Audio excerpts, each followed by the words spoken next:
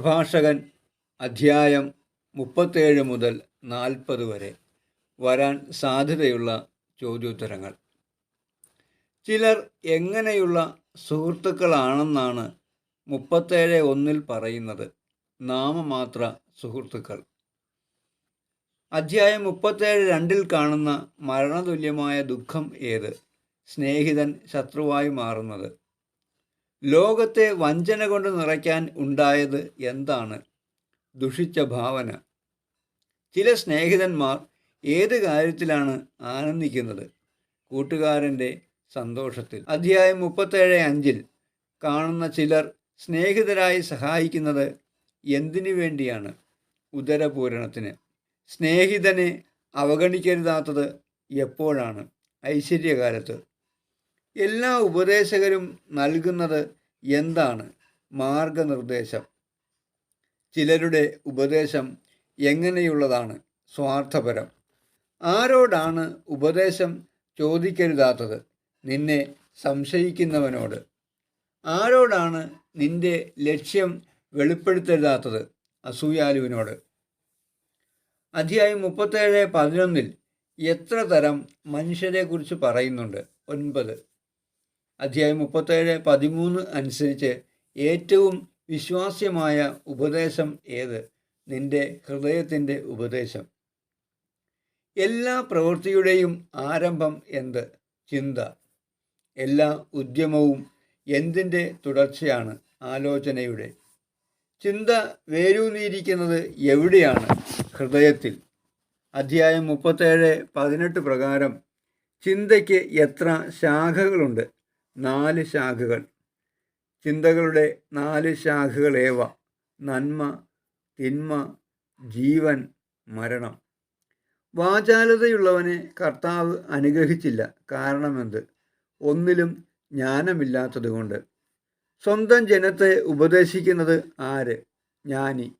ജ്ഞാനിയുടെ മേൽ കടന്നുകൂടുന്നത് എന്ത്? സ്തുതി. കാണുന്നവരെല്ലാം ഭാഗ്യവാനെന്ന് വിളിക്കുന്നത് ആരെ? ജ്ഞാനിയെ. എന്താണ് സംഖ്യാതീതം? ഇസ്രയേലിൻ്റെ ദിനങ്ങൾ.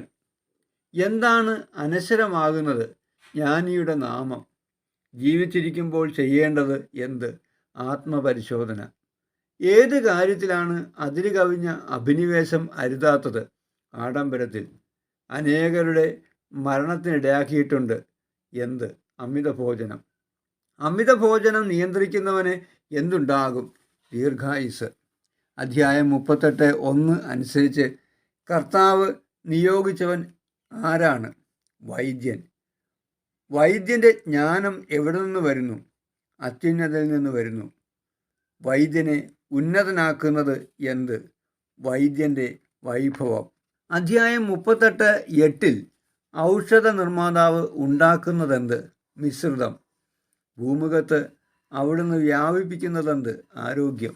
രോഗം വരുമ്പോൾ ഉദാസീനനാകാതെ എന്ത് ചെയ്യണം? കർത്താവിനോട് പ്രാർത്ഥിക്കണം. അധ്യായം 38:11 കാണുന്ന ബലി ഏത്? സുരഭില ബലി.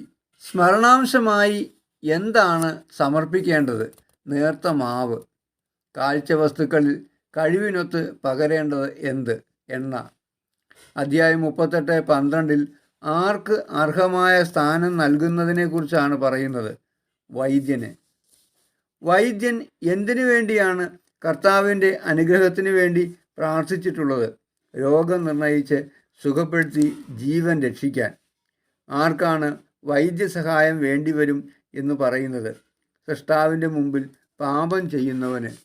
കഠിന വേദന കൊണ്ട് എന്ന പോലെ വിലപിക്കേണ്ടത് ആരെ ഓർത്താണ്? മരിച്ചവനെ.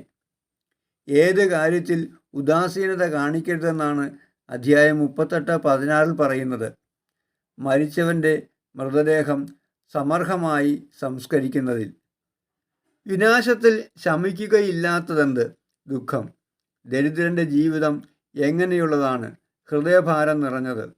നിന്റെ ഹൃദയം എന്തിന് അധീനമാകരുത്? ദുഃഖത്തിന്. എന്ത് ഓർത്താണ് ദുഃഖത്തെ അകറ്റേണ്ടത്? ജീവിതാന്തം ഓർത്ത്.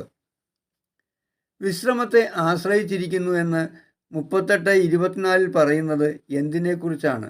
പണ്ഡിതൻ്റെ വിജ്ഞാനത്തെക്കുറിച്ച്. എന്തൊഴിഞ്ഞാലേ ജ്ഞാനം ലഭിക്കൂ എന്നാണ് പറയുന്നത് വ്യഗ്രതകൾ. രാവും പകലും അധ്വാനിച്ച് മുദ്ര കുത്തുന്ന കൊത്തുപണിക്കാരനും കരവേല വിദഗ്ധരും ഏത് കാര്യത്തിലാണ് മനസ്സിരുത്തുന്നത്? പുതിയ രൂപങ്ങൾ നിർമ്മിക്കുന്നതിലും ചൈതന്യമുള്ള ചിത്രങ്ങൾ രചിക്കുന്നതിലും പണിക്കുറ തീർക്കുന്നതിലും. അഗ്നിയിൽ തട്ടിവരുന്ന കാറ്റ് അവൻ്റെ മാംസം ഉരുക്കിക്കളയുന്നു. ആരുടെ? ഉലയൂതുന്ന ഇരുമ്പ് പണിക്കാരൻ്റെ. ഉലയൂതുന്ന ഇരുമ്പ് പണിക്കാരൻ്റെ കാതുകളിൽ എന്തിൻ്റെ ശബ്ദമാണ്? കൂടമടിക്കുന്ന ശബ്ദം. സർവദാ കൃത്യനിർവഹണത്തിൽ മുഴുകിയിരിക്കുന്നത് ആരാണ്? കാലുകൊണ്ട് ചക്രം തിരിച്ച് ജോലി ചെയ്യുന്ന കുശവൻ. എണ്ണം നോക്കിയാണ് അവൻ്റെ പ്രയത്നം നിർണയിക്കുന്നത്. ആരുടെ? കുശവൻ്റെ. അധ്യായം 38-30 ഏത് കാര്യത്തിലാണ് കുശവൻ ശ്രദ്ധ പതിപ്പിക്കുന്നത്? മിനുക്കുന്നതിൽ. അധ്യായം 38-30 ഏത് കാര്യത്തിലും അവൻ ശ്രദ്ധിക്കുന്നുവെന്നാണ് പറയുന്നത്? തീച്ചൂള വൃത്തിയാക്കുന്നതിൽ. അധ്യായം 38-31 പ്രകാരം ഓരോരുത്തരും താന്താങ്ങളുടെ തൊഴിലിൽ സമർത്ഥരാണ്. ആരെല്ലാം? കരവിരുതിനെ ആശ്രയിച്ചിരിക്കുന്നവർ. അധ്യായം 38-33 പ്രകാരം കരവിരുതിനെ ആശ്രയിച്ചിരിക്കുന്നവർ വിളിക്കപ്പെടുന്നില്ലാത്തത് എവിടേക്കാണ്? പൗരസമിതികളിലേക്ക്. കരവിരുതിനെ ആശ്രയിച്ചിരിക്കുന്നവർക്ക് പ്രാമുഖ്യമില്ലാത്തത് എവിടെ? പൊതുസഭയിൽ. അധ്യായം 38-34 കരവിരുതിനെ ആശ്രയിക്കുന്നവർ നിലനിർത്തുന്നതെന്ത്? ലോകത്തിൻ്റെ ഘടന. എന്തിനെക്കുറിച്ചാണ് കരവിരുതിനെ ആശ്രയിക്കുന്നവരുടെ പ്രാർത്ഥന? തങ്ങളുടെ തൊഴിലിനെക്കുറിച്ച്. എല്ലാ പൗരാണിക ജ്ഞാനവും ആരാഞ്ഞറിയുന്നതാര്? അത്യുന്നതൻ്റെ നിയമങ്ങൾ പഠിക്കുന്നതിൽ താൽപ്പര്യമുള്ളവൻ. അത്യുന്നതൻ്റെ നിയമങ്ങൾ പഠിക്കുന്നതിൽ താൽപ്പര്യമുള്ളവൻ ഏതിലാണ് ഔത്സുക്യം പ്രദർശിപ്പിക്കുന്നത്? പ്രവചനങ്ങളിൽ. അവൻ ആരെയാണ് സേവിക്കുന്നത്? മഹാന്മാരെ. അത്യുന്നതൻ്റെ നിയമങ്ങൾ പഠിക്കുന്നതിൽ താൽപ്പര്യമുള്ളവൻ വേർതിരിച്ചറിയുന്നത് എന്താണ്? മനുഷ്യരുടെ നന്മതിന്മകൾ. അവൻ അതിരാവിലെ താൽപ്പര്യപൂർവം എഴുന്നേൽക്കുന്നത് എന്തിന്? സൃഷ്ടാവായ കർത്താവിനെ അന്വേഷിക്കാൻ. സർവശക്തനായ കർത്താവ് കനിഞ്ഞാൽ അവനിൽ നിറയുന്നത് എന്താണ്? ജ്ഞാനത്തിൻ്റെ ചൈതന്യം. അവൻ്റെ ചിന്തയും അറിവും എവിടേക്കാണ് തിരിയുന്നത്? നേരായ മാർഗത്തിലേക്ക്. അവൻ എന്തിനെക്കുറിച്ചാണ് ധ്യാനിക്കുന്നത്? അവിടുത്തെ രഹസ്യങ്ങളെക്കുറിച്ച്. അവൻ അറിവ് പ്രകടമാക്കുന്നത് എന്തിലൂടെയാണ്? പ്രബോധനങ്ങളിലൂടെ. അനേകർ പുകഴ്ത്തുന്നതെന്ത്? അവൻ്റെ ജ്ഞാനം. തലമുറകളിലൂടെ ജീവിക്കുന്നത് എന്ത്? അവൻ്റെ നാമം. ജനതകൾ പ്രഘോഷിക്കുന്നതെന്ത്? അവൻ്റെ വിജ്ഞാനം. ദീർഘകാലം ജീവിച്ചിരുന്നാൽ അവൻ എന്ത് അവശേഷിപ്പിക്കും? ആയിരങ്ങളുടേതിനേക്കാൾ ശ്രേഷ്ഠമായ ഒരു നാമം. എനിക്കിനിയും പറയാനുള്ളത് എന്തെന്നാണ് പ്രഭാഷകൻ അധ്യായം 39-12 പറയുന്നത്? സുചിന്തിതമായ കാര്യങ്ങൾ. എന്തുപോലെ ഞാൻ പൂരിതനാണെന്നാണ് പറയുന്നത്? പൂർണ്ണചന്ദ്രനെ പോലെ. തൻ്റെ വാക്ക് കേട്ട് വിശ്വസ്തരായ പുത്രന്മാർ എന്തുപോലെ മൊട്ടിടുവാനാണ് പറയുന്നത്? അരുവിക്കരയിലെ പനിനീർ ചെടി പോലെ. വിശ്വസ്തരായ പുത്രന്മാർ എന്തുപോലെയാണ് പൂവണിയേണ്ടത്? ലില്ലി പോലെ. എന്ത് നിമിത്തം അവിടുത്തെ വാഴ്ത്തുവൻ എന്നാണ് പറയുന്നത്? കർത്താവിൻ്റെ എല്ലാ പ്രവർത്തികളും നിമിത്തം. എല്ലാം വെളിവാകുന്നത് എപ്പോൾ? യഥാകാലം. അധ്യായം 39-19 അനുസരിച്ച് അവിടുന്ന് കാണുന്നത് എന്താണ്? മർത്യൻ്റെ പ്രവർത്തികൾ. ഇതെന്ത്, എന്തുകൊണ്ട് എന്നിങ്ങനെ ആർക്കും ചോദിക്കാൻ സാധിക്കുകയില്ല. കാരണമെന്ത്? ഓരോന്നും സൃഷ്ടിക്കപ്പെട്ടിരിക്കുന്നത് നിശ്ചിതോപയോഗത്തിനാണ്. ജനതകൾ അവിടുത്തെ കോപത്തിനിരയാകുന്നതെങ്ങനെ? ശുദ്ധജലത്തെ ഉപ്പാക്കി മാറ്റുന്നത് പോലെ. അവിടുത്തെ മാർഗം ഋജുവായിരിക്കുന്നത് ആർക്ക്? വിശുദ്ധർക്ക്. ദുഷ്ടർക്കും ശിഷ്ടർക്കുമായി ആദ്യം മുതൽ തന്നെ സൃഷ്ടിക്കപ്പെട്ടത് എന്താണ്? തിന്മയും നന്മയും. അധ്യായം 39-29 പ്രതികാരത്തിന് വേണ്ടി സൃഷ്ടിക്കപ്പെട്ടവയായി പറയുന്നത് എന്തൊക്കെയാണ്? അഗ്നി, കന്മഴ, ക്ഷാമം, മഹാമാരി എന്നിവ. അധ്യായം 39-30 പ്രതികാരത്തിന് വേണ്ടി സൃഷ്ടിക്കപ്പെട്ടവയായി പറയുന്നത് എന്തൊക്കെയാണ്? ഹിംസ്ര ജന്തുക്കളുടെ ദംഷ്ട്രകളും തേളുകളും അണലികളും ദൈവഭയമില്ലാത്തവനെ ശിക്ഷിച്ച് നശിപ്പിക്കാനുള്ള വാളും. 39-33 അനുസരിച്ച് കർത്താവിൻ്റെ പ്രവർത്തികൾ എങ്ങനെയുള്ളതാണ്? ഉത്തമം. 39-33 അനുസരിച്ച് കർത്താവ് ആവശ്യങ്ങൾ നിറവേറ്റുന്നത് എപ്പോഴാണ്? യഥാസമയം. അധ്യായം 39-35 അനുസരിച്ച് എങ്ങനെയാണ് കർത്താവിൻ്റെ നാമം വാഴ്ത്തേണ്ടത്? പൂർണ്ണ ഹൃദയത്തോടെ ഉച്ചത്തിൽ ഗീതം ആലപിച്ച്. ഓരോരുത്തർക്കും നിശ്ചയിക്കപ്പെട്ടിട്ടുണ്ട് എന്ത്? ധാരാളം ജോലി. എപ്പോൾ മുതൽ എപ്പോൾ വരെയാണ് എല്ലാവരുടെയും മേൽ ഭാരമുള്ള നുകം വയ്ക്കപ്പെട്ടിരിക്കുന്നത്? മാതാവിൻ്റെ ഉദരത്തിൽ നിന്ന് പുറത്തു വന്ന നിമിഷം മുതൽ സർവരുടെയും മാതാവിൻ്റെ അടുത്തേക്ക് മടങ്ങുന്നത് വരെ. അധ്യായം 41 മനുഷ്യനെ വിശേഷിപ്പിക്കുന്നതെങ്ങനെ? ആദത്തിൻ്റെ സന്തതികൾ. അധ്യായം 44 ഏതെല്ലാം രീതിയിലുള്ള മനുഷ്യരെ കാണുന്നു? രാജകീയാംഗിയും കിരീടവും അണിയുന്നവൻ, ചാക്കൊടുക്കുന്നവൻ, കിടക്കയിൽ വിശ്രമിക്കുമ്പോൾ നിശാനിദ്ര അവന് എന്താണ് ഉളവാക്കുന്നത്? വിഭ്രാന്തി. ദുസ്വപ്നം കാണുന്നവൻ ഞെട്ടിയുണരുന്നത് എപ്പോൾ? രക്ഷയോട് അടുക്കുമ്പോൾ. അധ്യായം 40:10 അനുസരിച്ച് ജലപ്രളയം ഉണ്ടായത് ആര് നിമിത്തമാണ്? ദുഷ്ടർ നിമിത്തം. അധ്യായം 40:12 എന്ത് നിർമ്മാർജ്ജനം ചെയ്യപ്പെടുമെന്നാണ് പറയുന്നത്? കൈക്കൂലിയും അനീതിയും.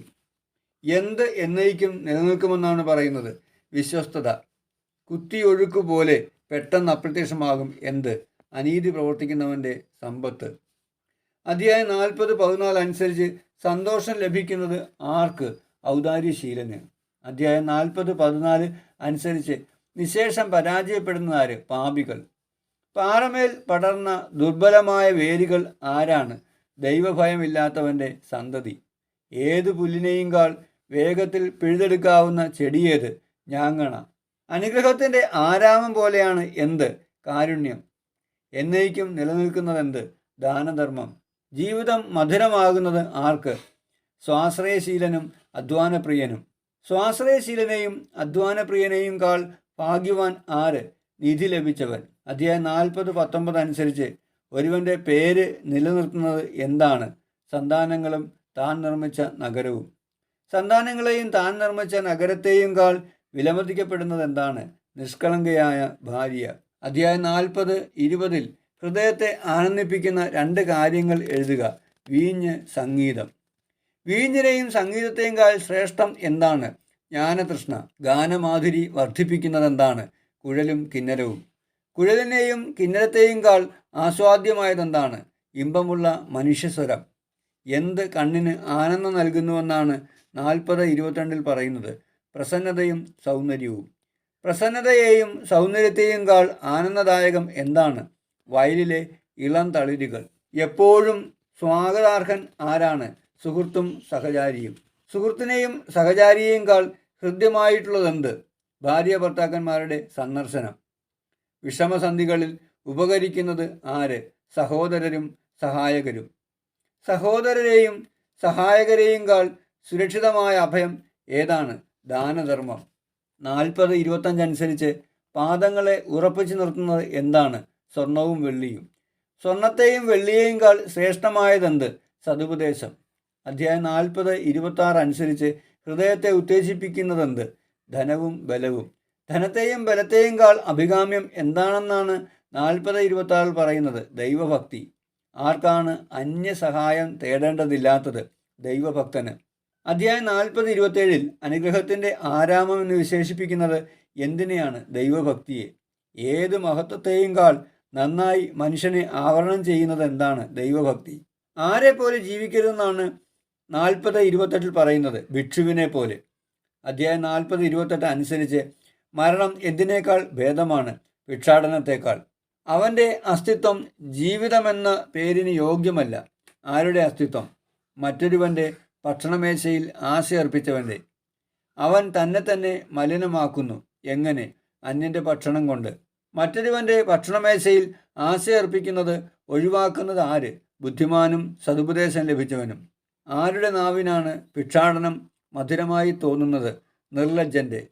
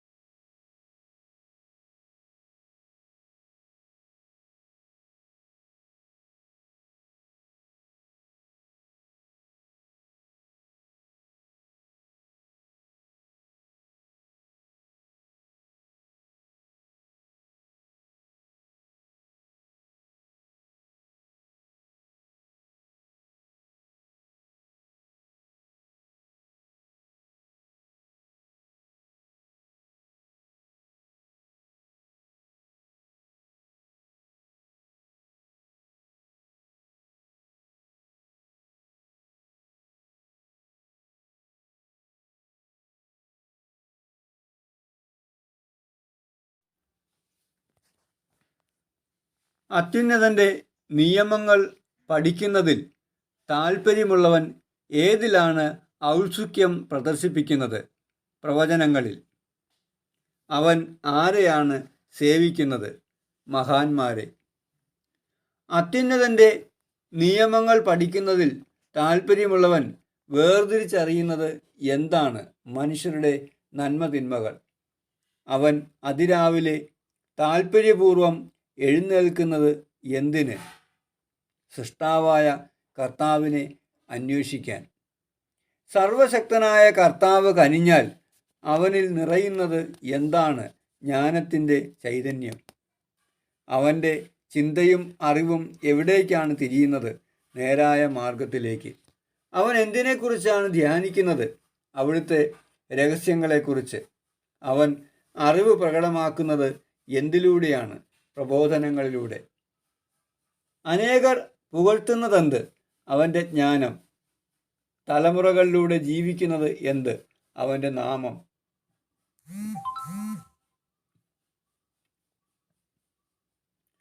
ജനതകൾ പ്രഘോഷിക്കുന്നതെന്ത്? അവൻ്റെ വിജ്ഞാനം. ദീർഘകാലം ജീവിച്ചിരുന്നാൽ അവൻ എന്ത് അവശേഷിപ്പിക്കും? ആയിരങ്ങളുടേതിനേക്കാൾ ശ്രേഷ്ഠമായ ഒരു നാമം. എനിക്കിനിയും പറയാനുള്ളത് എന്തെന്നാണ് പ്രഭാഷകൻ അധ്യായം 39:12 പറയുന്നത്? സുചിന്തിതമായ കാര്യങ്ങൾ. എന്തുപോലെ ഞാൻ പൂരിതനാണെന്നാണ് പറയുന്നത്? പൂർണ്ണചന്ദ്രനെ പോലെ. തൻ്റെ വാക്ക് കേട്ട് വിശ്വസ്തരായ പുത്രന്മാർ എന്തുപോലെ മൊട്ടിടുവാനാണ് പറയുന്നത്? അരുവിക്കരയിലെ പനിനീർച്ചെടി പോലെ. വിശ്വസ്തരായ പുത്രന്മാർ എന്തുപോലെയാണ് പൂവണിയേണ്ടത്? ലില്ലി പോലെ. എന്ത് നിമിത്തം അവിടുത്തെ വാഴ്ത്തുവൻ എന്നാണ് പറയുന്നത്? കർത്താവിൻ്റെ എല്ലാ പ്രവർത്തികളും നിമിത്തം. എല്ലാം വെളിവാകുന്നത് എപ്പോൾ? യഥാകാലം. അധ്യായം 39:19 അനുസരിച്ച് അവിടുന്ന് കാണുന്നത് എന്താണ്? മർത്യൻ്റെ പ്രവർത്തികൾ. ഇതെന്ത്, എന്തുകൊണ്ട് എന്നിങ്ങനെ ആർക്കും ചോദിക്കാൻ സാധിക്കുകയില്ല. കാരണമെന്ത്? ഓരോന്നും സൃഷ്ടിക്കപ്പെട്ടിരിക്കുന്നത് നിശ്ചിതോപയോഗത്തിനാണ്. ജനതകൾ അവിടുത്തെ കോപത്തിനിരയാകുന്നതെങ്ങനെ? ശുദ്ധജലത്തെ ഉപ്പാക്കി മാറ്റുന്നത് പോലെ. അവിടുത്തെ മാർഗം ഋജുവായിരിക്കുന്നത് ആർക്ക്? വിശുദ്ധർക്ക്. ദുഷ്ടർക്കും ശിഷ്ടർക്കുമായി ആദ്യം മുതൽ തന്നെ സൃഷ്ടിക്കപ്പെട്ടത് എന്താണ്? തിന്മയും നന്മയും. അധ്യായം 39:29 പ്രതികാരത്തിന് വേണ്ടി സൃഷ്ടിക്കപ്പെട്ടവയായി പറയുന്നത് എന്തൊക്കെയാണ്? അഗ്നി, കന്മഴ, ക്ഷാമം, മഹാമാരി എന്നിവ. അധ്യായം 39:30 പ്രതികാരത്തിന് വേണ്ടി സൃഷ്ടിക്കപ്പെട്ടവയായി പറയുന്നത് എന്തൊക്കെയാണ്? ഹിംസ്ര ജന്തുക്കളുടെ ദംഷ്ട്രകളും തേളുകളും അണലികളും ദൈവഭയമില്ലാത്തവനെ ശിക്ഷിച്ച് നശിപ്പിക്കാനുള്ള വാളും. 39:33 അനുസരിച്ച് കർത്താവിൻ്റെ പ്രവർത്തികൾ എങ്ങനെയുള്ളതാണ്? ഉത്തമം. 39:33 അനുസരിച്ച് കർത്താവ് ആവശ്യങ്ങൾ നിറവേറ്റുന്നത് എപ്പോഴാണ്? യഥാസമയം. അധ്യായം 39:35 അനുസരിച്ച് എങ്ങനെയാണ് കർത്താവിൻ്റെ നാമം വാഴ്ത്തേണ്ടത്? പൂർണ്ണ ഹൃദയത്തോടെ ഉച്ചത്തിൽ ഗീതം ആലപിച്ച്. ഓരോരുത്തർക്കും നിശ്ചയിക്കപ്പെട്ടിട്ടുണ്ട് എന്ത്? ധാരാളം ജോലി. എപ്പോൾ മുതൽ എപ്പോൾ വരെയാണ് എല്ലാവരുടെയും മേൽ ഭാരമുള്ള നുകം വയ്ക്കപ്പെട്ടിരിക്കുന്നത്? മാതാവിൻ്റെ ഉദരത്തിൽ നിന്ന് പുറത്തു വന്ന നിമിഷം മുതൽ സർവരുടെയും മാതാവിൻ്റെ അടുത്തേക്ക് മടങ്ങുന്നത് വരെ. അധ്യായം 41 മനുഷ്യനെ വിശേഷിപ്പിക്കുന്നതെങ്ങനെ? ആദത്തിൻ്റെ സന്തതികൾ. അധ്യായം 44 ഏതെല്ലാം രീതിയിലുള്ള മനുഷ്യരെ കാണുന്നു? രാജകീയാംഗിയും കിരീടവും അണിയുന്നവൻ, ചാക്കൊടുക്കുന്നവൻ. കിടക്കയിൽ വിശ്രമിക്കുമ്പോൾ നിശാനിദ്ര അവന് എന്താണ് ഉളവാക്കുന്നത്? വിഭ്രാന്തി. ദുസ്വപ്നം കാണുന്നവൻ ഞെട്ടിയുണരുന്നത് എപ്പോൾ? രക്ഷയോട് അടുക്കുമ്പോൾ. അധ്യായം 40:10 അനുസരിച്ച് ജലപ്രളയം ഉണ്ടായത് ആര് നിമിത്തമാണ്? ദുഷ്ടർ നിമിത്തം. അധ്യായം 40:12 എന്ത് നിർമ്മാർജ്ജനം ചെയ്യപ്പെടുമെന്നാണ് പറയുന്നത്? കൈക്കൂലിയും അനീതിയും. എന്ത് എന്നേക്കും നിലനിൽക്കുമെന്നാണ് പറയുന്നത്? വിശ്വസ്തത. കുത്തിയൊഴുക്കുപോലെ പെട്ടെന്ന് അപ്രത്യക്ഷമാകും എന്ത്? അനീതി പ്രവർത്തിക്കുന്നവൻ്റെ സമ്പത്ത്. അധ്യായം 40:14 അനുസരിച്ച് സന്തോഷം ലഭിക്കുന്നത് ആർക്ക്? ഔദാര്യശീലന്. അധ്യായം 40:14 അനുസരിച്ച് നിശേഷം പരാജയപ്പെടുന്നതാര്? പാപികൾ. പാറമേൽ പടർന്ന ദുർബലമായ വേരുകൾ ആരാണ്? ദൈവഭയമില്ലാത്തവൻ്റെ സന്തതി. ഏത് പുല്ലിനെയുംകാൾ വേഗത്തിൽ പിഴുതെടുക്കാവുന്ന ചെടിയേത്? ഞാങ്ങണ. അനുഗ്രഹത്തിൻ്റെ ആരാമം പോലെയാണ് എന്ത്? കാരുണ്യം. എന്നേക്കും നിലനിൽക്കുന്നതെന്ത്? ദാനധർമ്മം. ജീവിതം മധുരമാകുന്നത് ആർക്ക്? സ്വാശ്രയശീലനും അധ്വാനപ്രിയനും. സ്വാശ്രയശീലനെയും അധ്വാനപ്രിയനെയും കാൾ ഭാഗ്യവാൻ ആര്? നിധി ലഭിച്ചവൻ. അധ്യായം 40:19 അനുസരിച്ച് ഒരുവൻ്റെ പേര് നിലനിർത്തുന്നത് എന്താണ്? സന്താനങ്ങളും താൻ നിർമ്മിച്ച നഗരവും. സന്താനങ്ങളെയും താൻ നിർമ്മിച്ച നഗരത്തെയും കാൾ വിലമതിക്കപ്പെടുന്നത് എന്താണ്? നിഷ്കളങ്കയായ ഭാര്യ. അധ്യായം 40:20 ഹൃദയത്തെ ആനന്ദിപ്പിക്കുന്ന 2 കാര്യങ്ങൾ എഴുതുക. വീഞ്ഞ്, സംഗീതം. വീഞ്ഞിനെയും സംഗീതത്തെയും കാൾ ശ്രേഷ്ഠം എന്താണ്? ജ്ഞാനതൃഷ്ണ. ഗാനമാധുരി വർദ്ധിപ്പിക്കുന്നതെന്താണ്? കുഴലും കിന്നരവും. കുഴലിനെയും കിന്നരത്തെയും കാൾ ആസ്വാദ്യമായതെന്താണ്? ഇമ്പമുള്ള മനുഷ്യസ്വരം. എന്ത് കണ്ണിന് ആനന്ദം നൽകുന്നുവെന്നാണ് 40:22 പറയുന്നത്? പ്രസന്നതയും സൗന്ദര്യവും. പ്രസന്നതയെയും സൗന്ദര്യത്തെയും കാൾ ആനന്ദദായകം എന്താണ്? വയലിലെ ഇളം തളിരുകൾ. എപ്പോഴും സ്വാഗതാർഹൻ ആരാണ്? സുഹൃത്തും സഹചാരിയും. സുഹൃത്തിനെയും സഹചാരിയെയും കാൾ ഹൃദ്യമായിട്ടുള്ളത് എന്താണ്? സുഹൃത്തിനെയും സഹചാരിയെയും കാൾ ഹൃദ്യമായിട്ടുള്ളതെന്ത്? ഭാര്യ ഭർത്താക്കന്മാരുടെ സന്ദർശനം. വിഷമസന്ധികളിൽ ഉപകരിക്കുന്നത് ആര്? സഹോദരരും സഹായകരും. സഹോദരരെയും സഹായകരെയും കാൾ സുരക്ഷിതമായ അഭയം ഏതാണ്? ദാനധർമ്മം. 40:25 അനുസരിച്ച് പാദങ്ങളെ ഉറപ്പിച്ചു നിർത്തുന്നത് എന്താണ്? സ്വർണവും വെള്ളിയും. സ്വർണത്തെയും വെള്ളിയെയും കാൾ ശ്രേഷ്ഠമായതെന്ത്? സതുപദേശം. അധ്യായം 40:26 അനുസരിച്ച് ഹൃദയത്തെ ഉത്തേജിപ്പിക്കുന്നതെന്ത്? ധനവും ബലവും. ധനത്തെയും ബലത്തെയും കാൾ അഭികാമ്യം എന്താണെന്നാണ് 40:26 പറയുന്നത്? ദൈവഭക്തി. അതുവഴി നഷ്ടം ഉണ്ടാകുന്നില്ല. ഏതു വഴി? ദൈവഭക്തി വഴി. ആർക്കാണ് അന്യസഹായം തേടേണ്ടതില്ലാത്തത്? ദൈവഭക്തന്. അധ്യായം 40:27 അനുഗ്രഹത്തിൻ്റെ ആരാമം എന്ന് വിശേഷിപ്പിക്കുന്നത് എന്തിനെയാണ്? ദൈവഭക്തിയെ. ഏത് മഹത്വത്തെയും കാൾ നന്നായി മനുഷ്യനെ ആവരണം ചെയ്യുന്നത് എന്താണ്? ദൈവഭക്തി.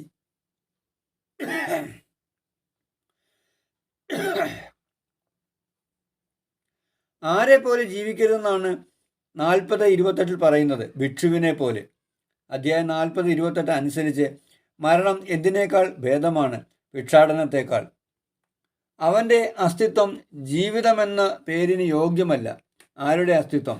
മറ്റൊരുവൻ്റെ ഭക്ഷണമേശയിൽ ആശയർപ്പിച്ചവൻ്റെ. അവൻ തന്നെ മലിനമാക്കുന്നു. എങ്ങനെ? അന്യൻ്റെ ഭക്ഷണം കൊണ്ട്. മറ്റൊരുവൻ്റെ ഭക്ഷണമേശയിൽ